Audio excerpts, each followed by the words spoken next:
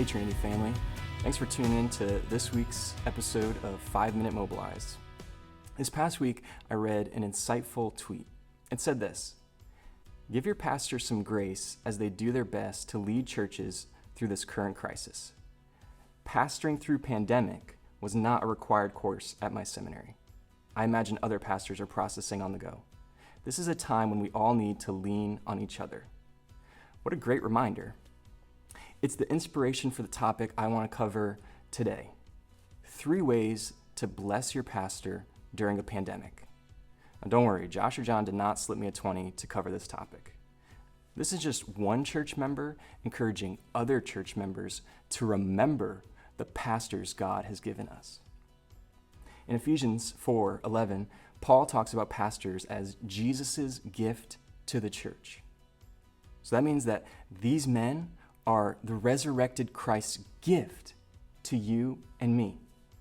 And so I think it's fitting then for us to become increasingly grateful for them and their service to us.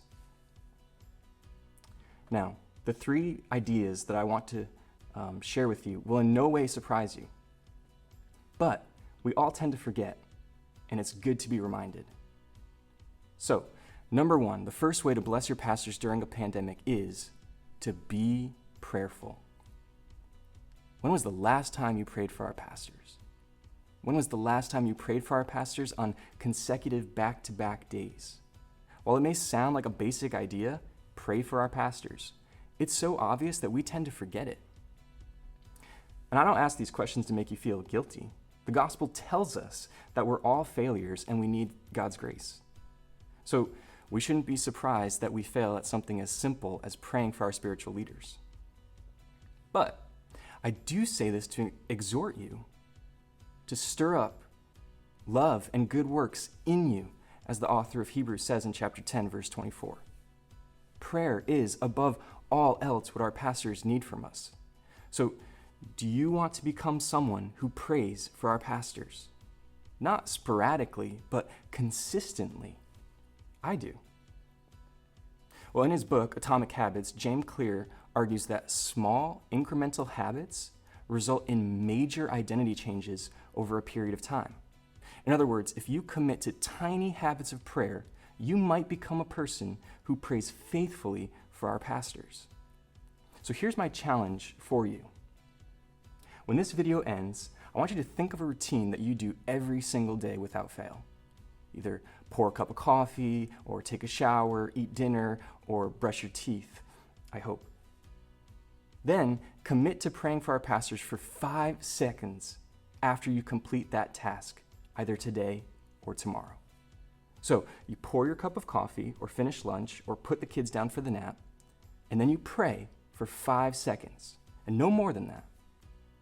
Then each day going forward, add an additional 5 seconds. So tomorrow, pray for 10 seconds, and on Wednesday, pray for 15, and then after 2 weeks, you'll finally be able to give our pastors a full minute of your day. So, the 3 steps again. Pick a daily routine, commit to pray for 5 seconds after that routine, and add 5 seconds to your prayer each passing day. So that's number 1, be prayerful. Number 2, be encouraging. Words are powerful. Our words have the power to lift up or tear down, encourage or discourage. So let's wield our words for the good of our pastors, either by email, text, voice messaging, Facebook, or even a handwritten letter. Let's share with them something that encouraged you from a sermon, or maybe how grateful you are for the time and energy they've put into these recordings. Maybe a verse or passage of scripture that's been keeping you steady, or a blog post that's helped you maintain sanity. A funny story that happened to you or your kids during quarantine, or maybe just share with them how much you miss them. And let me encourage you in your message to say in capital letters, do not respond to this. Let's bless them with encouraging messages that just don't need a reply. Number 3, be generous. Gifts are a great way to show you care about someone. Either big or small, a thoughtful gift can really mean a lot. So here are some ideas for how you can be generous, but get creative. You don't need to be extravagant. just thoughtful. So here are some ideas. Support a local restaurant and bless our pastors by ordering takeout for them. Now that we know all their favorite snacks because of Corona Christmas, maybe you can drop off some Nutter Butters or Lay's or peanut butter cups. Maybe send an extra few rolls of toilet paper or other essentials to their house. Or maybe give them a small Amazon gift card to get a book they've been dying to read.